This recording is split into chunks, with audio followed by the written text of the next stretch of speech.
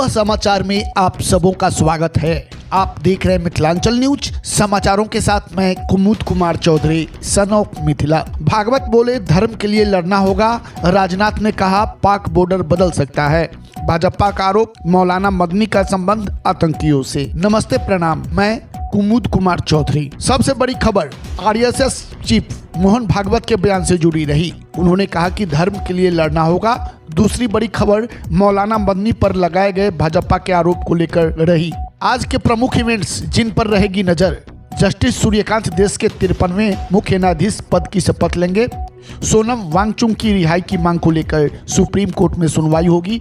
वांगचुक की पत्नी गीतांजलि ने हेवियस कार्पस बंदी प्रत्यक्षीकरण याचिका दायर की है। बिहार की बड़ी खबरों में धरती पर डायनासोर आ सकता है और बिहार में आरजेडी नहीं, कहा जीतन राम मांझी ने तंज कसा। जेपी सेतु का निरीक्षण करने पहुंचे सीएम नीतीश। विधायकी गई तो फिर से ब्लॉगर बन गए तेज प्रताप यादव। लिखा कुछ भी असंभव नहीं। यूजर्स बोले इंडिया का पहला यूट्यूबर वाइस सिक्योरिटी में चलता है। समाचारों की शुरुआत करते हैं भागवत के बयान से।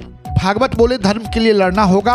योगी बोले आरएसएस विदेशी फंडिंग से नहीं चलता है। यूपी सीएम योगी आदित्यनाथ और आरएसएस चीफ लखनऊ में दिव्य गीता प्रेरणा उत्सव में शामिल हुए। इस दौरान सीएम योगी ने आरएसएस की फंडिंग को लेकर उठने वाले सवालों का जवाब दिया। उन्होंने कहा कि संघ को कोई विदेशी देश या बाहरी संगठन फंड नहीं करता है। आरएसएस समाज के सहयोग और राष्ट्र प्रेम से चलता है। योगी ने कहा अपने धर्म में मरना अच्छा है, हमें लालच में दूसरा धर्म नहीं अपनाना चाहिए, यह महापाप है। भागवत बोले पहले जैसे युद्ध अभी भी चल रहे हैं। भागवत ने कहा कि धार्मिक स्थलों को नष्ट किया गया, जबरदस्ती धर्मांतरण हुए, लेकिन तब भी भारत था, वह वैभव के दिन नहीं रहे, लेकिन आक्रमण के दिन भी चले गए। जैसे पहले युद्ध होते थे वैसे ही आज भी हो रहे हैं। आज हम राम मंदिर पर झंडा फहराने वाले हैं। हमें धर्म रक्षा के लिए लड़ना है। विश्व में शांति की स्थापना गीता के माध्यम से ही की जा सकती है। राजनाथ सिंह बोले बॉर्डर कब बदल जाए कोई नहीं जानता। राजनाथ बोले बॉर्डर कब बदल जाए कोई नहीं जानता। आज सिंध भारत से अलग हो सकता है, कल ये वापस आ जाए। रक्षा मंत्री राजनाथ सिंह ने दिल्ली में सिंधी सम्मेलन में कहा कि बॉर्डर कभी भी बदल सकते हैं। उन्होंने कहा कि आज सिंध की जमीन भारत का हिस्सा भले न हो, लेकिन सभ्यता के हिसाब से सिंध हमेशा भारत का हिस्सा रहेगा। जब तक जमीन की बात है, कब बॉर्डर बदल जाए कौन जानता है।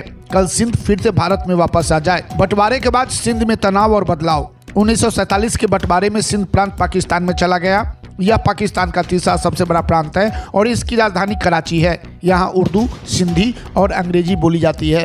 बंटवारे के दौरान थार रेगिस्तान का बड़ा हिस्सा भी पाकिस्तान में चला गया। हिंदू भारत आ गए और भारत से गए मुसलमानों को वहाँ मुजाहिर कहा गया।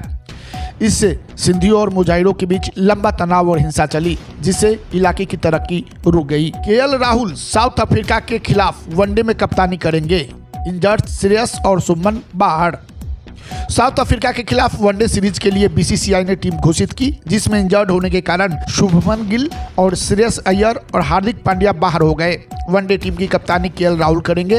रोहित शर्मा और विराट कोहली 9 महीने बाद भारत में इंटरनेशनल क्रिकेट खेलेंगे। बुमराह को आराम दिया गया है। सीरीज 30 नवंबर से शुरू होगी और भारत का स्क्वाड कई नए चेहरों के साथ तैयार है। राहुल ने 2023 में आखिरी बार कप्तानी की थी। केएल राहुल तीनों फॉर्मेट में भारत की कप्तानी कर चुके हैं। उन्होंने 2023 में आखिरी बार साउथ अफ्रीका के खिलाफ ही टीम की वनडे में कप्तानी की थी, जिसमें भारत को 8 विकेट से हार मिली थी। उन्होंने 12 वनडे टीम की कप्तानी की।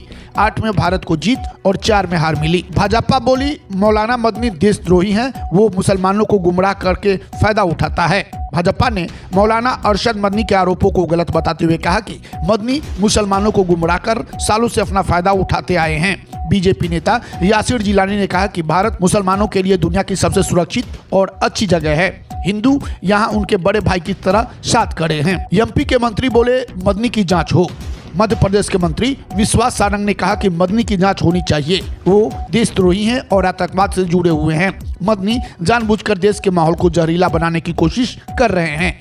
दरअसल मदनी ने कहा था कि मुस्लिम लंदन न्यूयॉर्क में मेयर बन सकते हैं, लेकिन भारत में यूनिवर्सिटी का चांसलर भी नहीं बन सकते। भारत ने जीता पहला blind women's T20 world cup, Nepal को 7 विकेट से हराया। पहली बार खेले गए blind women's T20 world cup का खिताब भारत ने जीत लिया। टीम ने कोलंबो में खेले गए फाइनल मुकाबले में नेपाल को 7 विकेट से हराया। इंडिया वीमेंस टीम ने टॉस जीतकर पहले बॉलिंग चुनी। नेपाल की टीम 20 ओवर में 5 विकेट खोकर 114 रन ही बना सकी।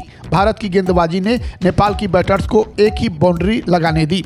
इंडिया वीमेंस ने 12 ओवर में महज 3 विकेट गंवाकर टारगेट हासिल कर लिया। देश दुनिया के साथ साथ बिहार झारखंड के चप्पे चप्पे की हर छोटी बड़ी खबरों को देखने के लिए देखते रहिए हमारे चैनल मिथिलांचल न्यूज को, जहां खबरों का सिलसिला कभी नहीं थमता।